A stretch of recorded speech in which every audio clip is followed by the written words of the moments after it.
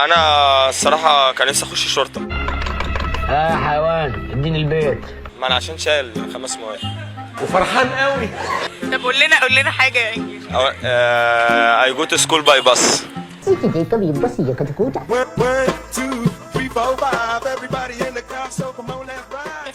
اما الناس دي اللي مكلماني انا جاي لهم كده. ناس مين اللي مكلماك؟ اكيد صاحبي اللي مكلمني عشان انت في كليه ايه؟ انا في اداب سنه كام؟ اولى. في سنه اولى؟ قول لي معاناه طالب كليه اداب. انت لسه ما شفتش معاناه بس قول لي يعني اللي شفته في سنه اولى. معانا طالب كليه اداب. انت معايا ولا جاي من النهارده؟ هو انا ما باجيش الكليه الصراحه. نعم يعني انا لسه جاي النهارده عشان يعني انزل عشان لسه مرتبط جديد وكده، فنازل اول يوم مقابله ليا النهارده. مش رقم تليفونك برضه 67 333 نازل تقابل في الجامعه؟ لا طبعا مش هقابل في الجامعه. امال ايه؟ في 3 شجرات هنا حته متكنفه كده نقعد انا وهي عشان ما فيش يعني. ممكن سعادتك يعني تاخدها على الكورنيش، تاكلوا كوز ذره، شويه ترمس، زر بطاطا. طب انت كنت عايز تدخل ايه ودخلت اداب؟ انا الصراحه كان نفسي اخش شرطه.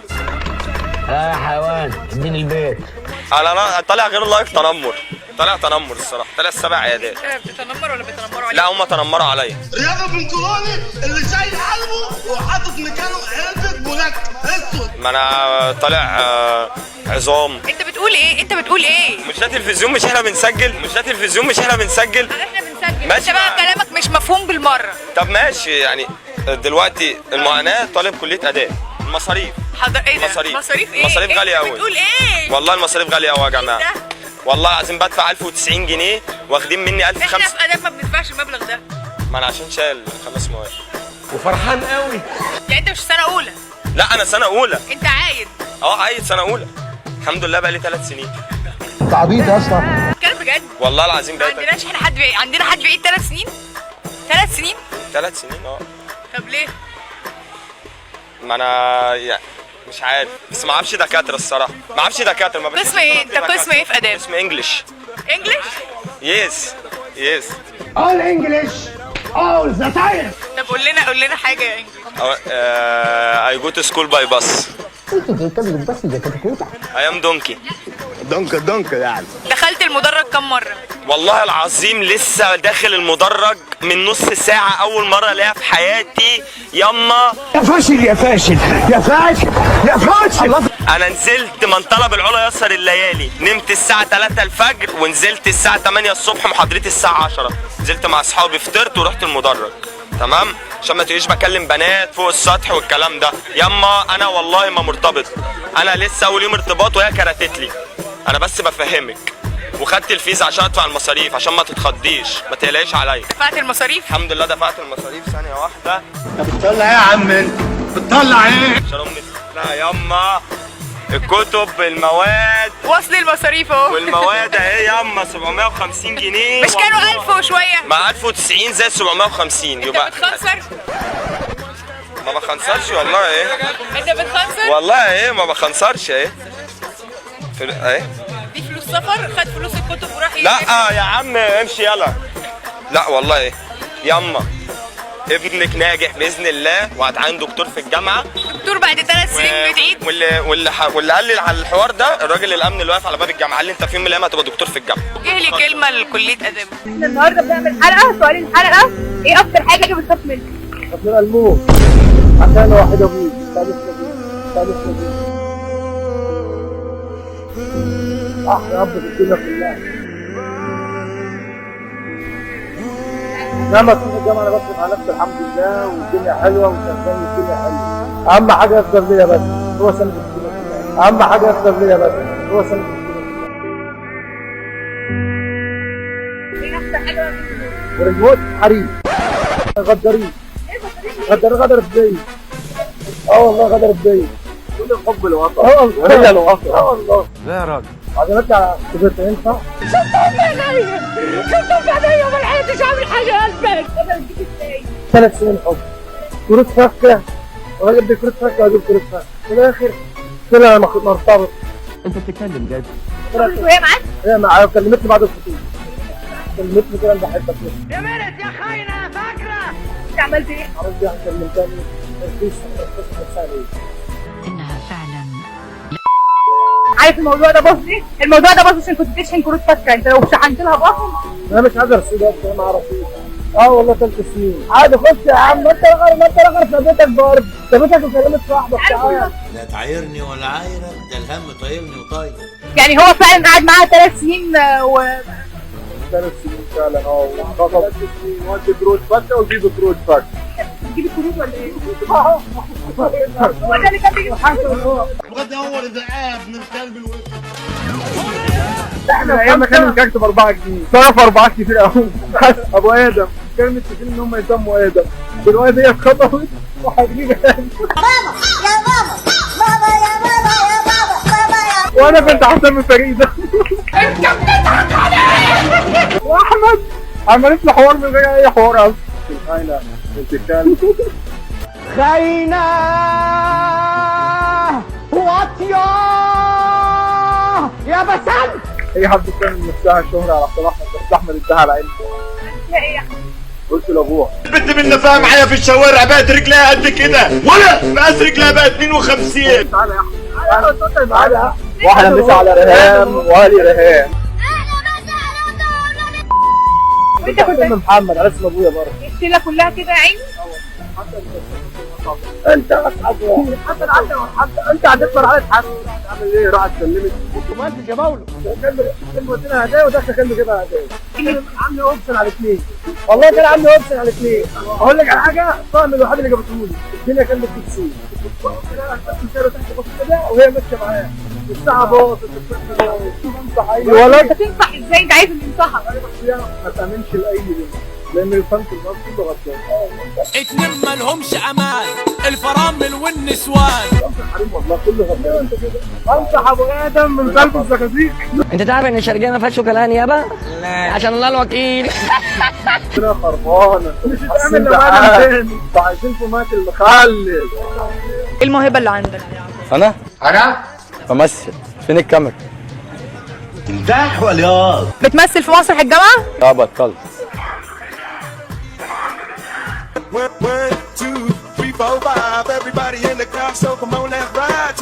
بنعمل حلقه عن المواهب، ايه الموهبه اللي عندك؟ انا بمثل. بتمثل؟ مثل لنا حاجه. انا تاني انت فاقد الذاكره ولا بتعيد الخناقه من الاول؟ فين الكاميرا؟ تمدح ولا ياض؟ هي دي؟ تمثل ايه؟ تعالى عبده شاركني. هاتوا هو العيال. انا من دشنا. دي فين؟ جينا جينا دي فين؟ انت معايا ولا جايب النهارده؟ سعيد يا والله انت جاي تعمل ايه هنا؟ انا جاي الجامعه اهي. جاي الجامعة؟ ده في كلية ايه؟ انا في كليه تجاره. ابو تقل دم امك. انا ابويا قال لي روح الجامعه الصبح فانا سمعت الكلام. اللي وانت عيان ولا ايه؟ هو انت كده صعيدي؟ على الكسفة اللي انت فيها يا حازم. مش عارف بس هو بقى. يعني دي موهبه، دي موهبتك. هضرب نفسي. لا خلاص بضرب نفسي. خلاص على اليوم اللي شفتك فيه. بتمثل في مسرح الجامعه؟ انا انت ايه حكايتك؟ ايه حكايتك؟ قول لي ايه حكايتك؟ اه بطلت.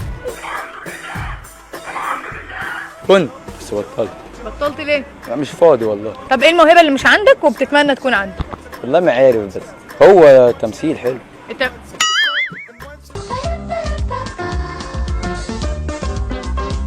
ايه اكتر حاجه بتخاف منها؟ تعالي اصحابك عملوا فيكي ايه؟ غدارين.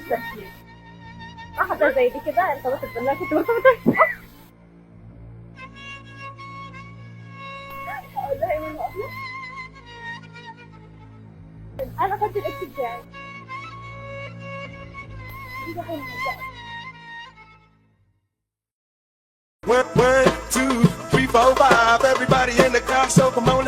ايه اكتر حاجه بتخافوا منها؟ اكتر حاجه بخاف منها ايه؟ حبيبي صحابك هم الاثنين. تعالي اصحابك عملوا فيكي ايه؟ غدارين. اللي انت ماشيه معاها واحدة زي دي كده ارتبطت بالله كنت مرتبطة. ازاي بقى؟ ارتبطت بليدي كنت مرتبطه بيه؟ اه والله. انتوا لسه في واحده انتوا ايه؟ اه ما سبته. هو هي سابته؟ اه هي سبتيه. ما سبتوش لا. انا بقول لامك عبد الله. يعني انتوا الاثنين سبتوه؟ اه انا كتير خايفه على نفسي تلفون. ايه ده بس بالسهوله دي؟ هي متأكدة. هو عادي؟ اه ما انا كنت باخدها بقى معانا وهو صاحبته. ايوه هي كانت بتصلح اللي بينا. قول له kiss me. Yes me. Do you love me? You love me. Do you need me? You need me. صلحت اللي بينا وخدت. انت حلوه يعني صاحبتك ارتبطت صاحبي بتصلح بينا. ايوه تحتاجي رقم. انا متجوزه من زمان. كانوا مع بعض بيتصالح مكان كده مفيش حق. وبعدين بقى قال لها انت دخل كلمها وكده وقال لها انت صاحبتك دي كامله على طلع شعبي بعين او اللي مش عاجبه اطلع.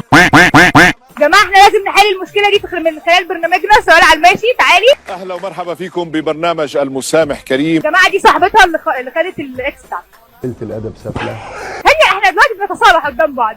انت دلوقتي خدتي رقمه اديتك رقم عشان تتكلموا على بعض. ارتبطتي بيه؟ انا خدت الاكس بتاعي. هو اصلا لما اب خدني بقى وريحني من الشعب ابن ده اللي عمل لي بتاع. يعني انت ارتبطتي باللي كان حبيب صاحبتك؟ انا اصلا ما ارتبطتش. هي حكيت ان انا بجيب له بس عشان يعني كنت بتجيبي له بنات يكلمهم على صاحبتك؟ انا عارفه. ايه القرف ده؟ خلينا في القضيه الاساسيه. ايه القرف ده؟ ايه القرف ده؟ هو انا كنت شير 2000 شير داخله في مجال يعني ايه كنت شير؟ كنا ارقام بعض ويبقى عندنا ريتش والصورات دي كلها. انا ما كنتش عارفه يعني شير. الاستاذه كانت مع الزمر يبقى مين؟ يخرب بيت ام الفيسبوك ده اللي خرب الدنيا. معلش العيب عليك انت اللي بتختاري ناس عدله.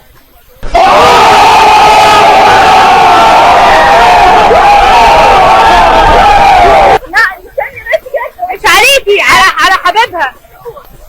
عشان انا افتكرت. لا هو بصي هو حوار الشير ده كنت انا ما اعرفش عنه حاجه وهي كانت دخلت شير وعجبني الحوار ودخلت معاها. المهم يعني بعد سنه كده انا كنت بتكلم معاه اللي هو يحكي مشاكلها والحوارات دي كلها صلح بينهم. هو كان بيخش وانا اللي هو كنا بنشرح موضوع بعض. فبعد السنه دي كنا ازاي بقى والحوارات من الشك والخيانه والاشكال. فقلت انا اولى ولا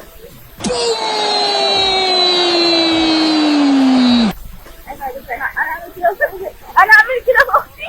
هو في ستات مجانين. انا كنت اللي هو بساعدك يعني اللي هو اجيب له بنت تتكلم معاه يومين بس هو اكيد هو بيحب كتير فاكيد يعني مش هيسيبها. في النهايه اصلا واحده مهزأه زيها عشان تروح تحب واحد عيل. اخوانا خلاص مش عايز عربيات تاني. جبرت قضيت النهارده. للكافيه ده اقوم مقضيينها. ابن كنت الليفه يا حاج. يا جمل.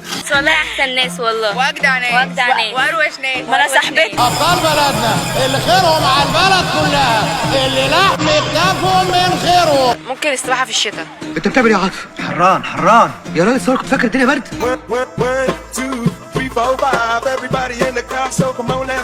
عايزه تقولي ايه؟ مره خدت 6 كنت فرحانه بقى بحسبها 6 من 10 طلعت 6 من 40 اصلا. افرح يالا انت ناجح. وطلعت قالت لي مش هتعدي. ده مين المتخلف اللي قال لك ان انت سقطت؟ كده كانت الدكتور بتعمل حاجه وانا عماله اقول لها لا يا دكتور مش كده دي كده وقمت عشان اعملها لها قمت واقعه على ظهري. وفرحان قوي. هتحكوا لي يوم طالب تربيه ده بيمشي ازاي من اول يوم لاخر اليوم؟ مبدئيا من الساعه 8 الصبح كده احنا بنبقى في الكليه. لا بتخرجي الساعه كام؟ لا بنخرج من البيت على حسب كل واحده بقى يعني هي من البيت مثلا بيتي بركب في 6:30 لابسه مال بطلع 6:30 بوصل هنا على 8 على حسب الارض يعني هو باجي هنا 8 يا دوب بنقلع. بصي بقى تطلعي دي تلبسي لها لبس تنزلي دي تلبسي لها لبس. احنا هناك حرفيا على قد ان احنا نحط ميك اب ونقلع ونلبس.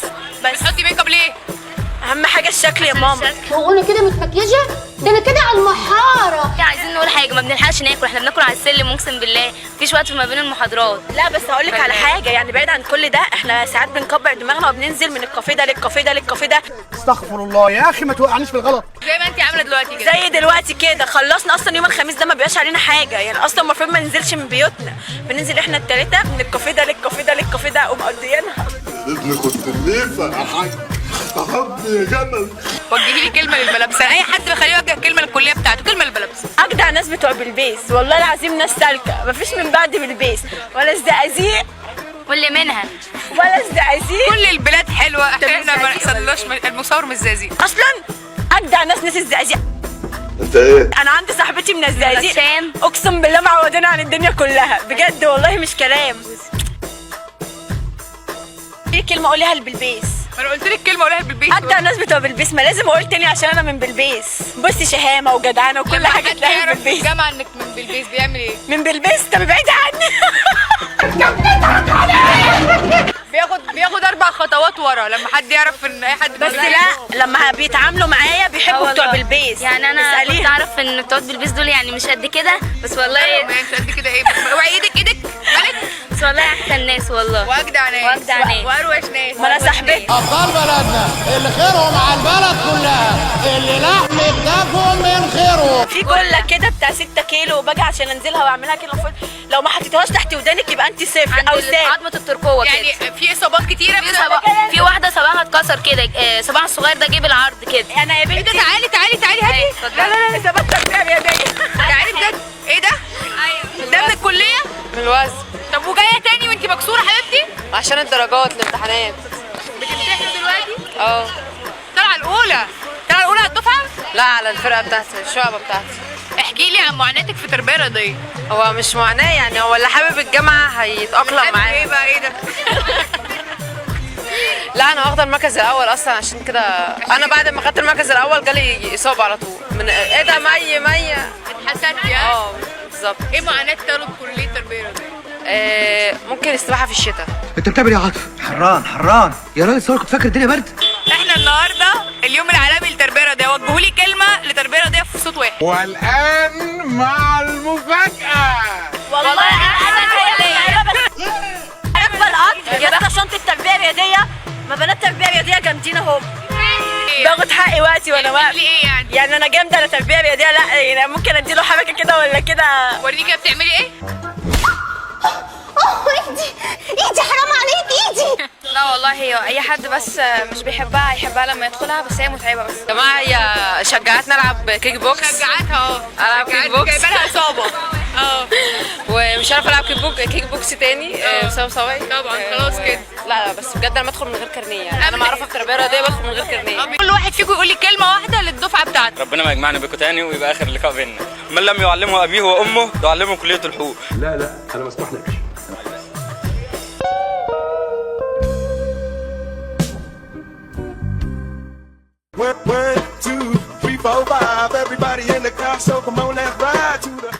كليه ايه؟ حقوق. بس معلش، هو الكليه اصلا لازم تاخد اي حد. يمي خاف يعيد. يمي عندنا الدكتور بيخش بيشرح 70 صفحه في المحاضره. 70 ده يعني معنى كده مرفه علينا. وبشركم بسنه سود. ممكن يخش في ال 200 يخلص كتابين. كذب ده ما يتسكتش عليه ابدا. معاناه ال4 سنين في كليه حقوق. من لم تعلمه الايام تعلمه كليه الحقوق. من لم يعلمه ابيه وامه يعلمه كليه الحقوق. لا انا مسموح لك. انا صعيده. بقول لك يا ابني انت بتاكلنا ايه؟ احنا كده في سياحه فنادق يا ابني. انت بتهزر يا ابني. يا زريبه يا حبيبي، انت متخلف يا ابني. هلا والله عليكم. انا بحبك.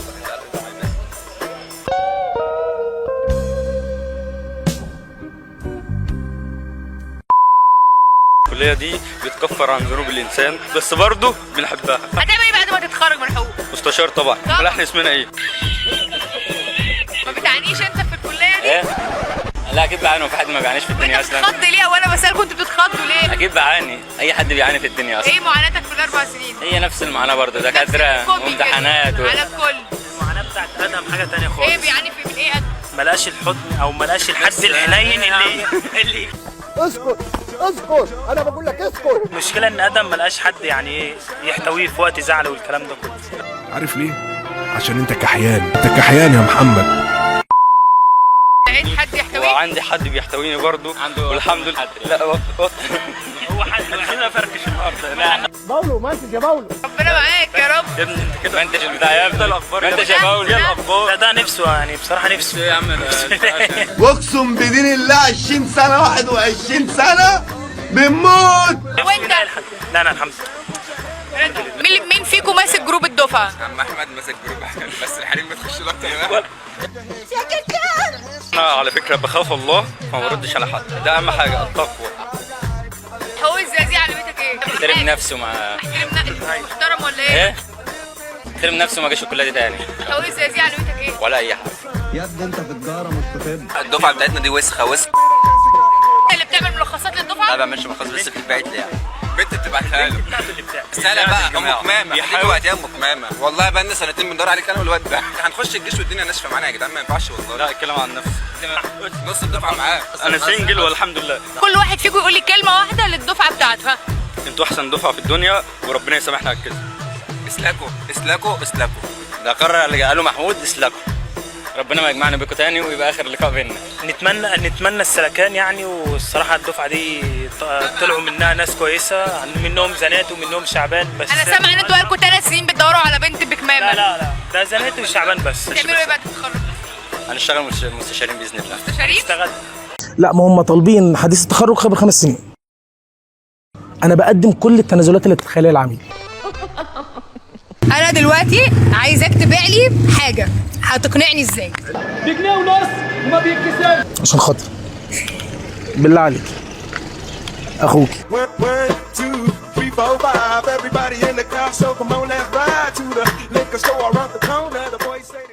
ازيك؟ الحمد لله تمام. جاي منين كده؟ انا والله كنت في الجامعه بخلص ورق كده. انا شايفينك طالع من الجامعه، انا عارفه ان انت طالع من الجامعه، شغال ايه بقى قول لي؟ انا شغال في مجال السيلز. انت خريج مبدئيا؟ انا متخرج بقالي سنتين. حلو. الحمد لله. شغال في ايه؟ في مجال السيلز. فلوس. حضرتك عارفه الطور اللي في ساقيه؟ ده ما طلعش طور، ده طلع سيلز مان. الله يراك. حضرتك انا بخلص تارجت. بتداري العينه. بقول لك بخلص تارجت عشان الحق التارجت اللي بعده. مين قال 300؟ انا من ساعه ما جيت هنا وهم 400. انا بقدم كل التنازلات اللي تتخيلها العميل. كل التنازلات. ليه هو العميل ده كان ابوك؟ لا جوز امي. ده انت عيل قليل الادب والادب مش هينفع معاك. لازم ارضيه ويوافق على كل حاجه، لا واطلع منه فلوس. اتفضل ايش حساب؟ عارفه التارجت ده عامل زي الصاحب الجدع، اسمع عنه وما بشوفوش. ده انا اصحابي كلهم رجال. بتحققش تارجت؟ ولا اي حاجه حاضر. شغال في السيلز بقالك قد ايه؟ 3 سنين. حلو، عندك خبره في المجال؟ لا ما هم طالبين حديث التخرج خبر 5 سنين. ايه؟ حديث تخرج خبر 5 سنين، ولو جيت له بخبره يقول لي انا عايز حديث، لو قلت له حديث يقول لي عايز خبره. يلا يا عم الحاج يلا يا عم الحاج، احنا ناقصين لبخه في الكلام، ناقصين لبخه. بس فيعني انا احب اقول لاي حد شغال في مجال السيلز. لا ده انا لو هقول لك اوصف لي يعني، اصل بتوع السيلز دول بيبانوا، انت داخل عليا كده انا حسيتك اصلا شغال سيلز اصلا. من الهم. امتى يجي الاكتئاب والحالات النفسيه؟ امتى تصدق بايه؟ انا قاعده بجاملك، ده انا بعمل كده بقالي ساعه. يعني انت داخل عليك بهم، نكد، دماغ تعبانه. عارفه المحاسب بيشتغل 8 ساعات، انا بشتغل 24. بتشتغل 24 ساعه؟ طبعا. تقبض كام معلم؟ مش يعني ادي رينج. سؤال صعباني شويه لكن هجاوب حضرتك برضه. حد بتاع مبيعات يزيد عن 3000 جنيه الشهر. 1000 ونص. لا ده بيكذب. مفيش حد بيقبض 3000 جنيه دلوقتي. 3000 جنيه 1000 ونص انا اسفه، ايه صاحبتي بتقبض 1000 جنيه؟ 1000 ونص على الدكتور النفسي وال1000 ونص مرضيه للشغل اللي ما بيجيش. بتوع السيلز بيتعالجوا نفسيا؟ طبعا. ماما حلوه ايه؟ قول لي 5 حاجات او قول لي بعض من الصفات لو شفناها في شخص نعرف الوقت انت شغال في المبيعات، انت شغال سيلز. غير متزن نفسيا، غير متزن عصبيا، القدره على عدم الرؤيه، القدره على عدم المناهده، المرض النفسي والنفس المريضه. انا دلوقتي عايزاك تبيع لي حاجه، هتقنعني ازاي؟ بجنيه ونص وما بيتكسرش. عشان خاطر بالله عليك اخوك. ايوه عيب عليك لما تكون في السن ده وتتزوج. هو ايه اللي عشان خاطري؟ الدنيا صعبه. الدنيا صعبه. ما خاطبين بقى لنا سنتين، هنعمل ايه تاني طيب؟ يعني انت هتدخل على العميل تقول له عشان خاطري؟ يعني لاجل سيدنا النبي.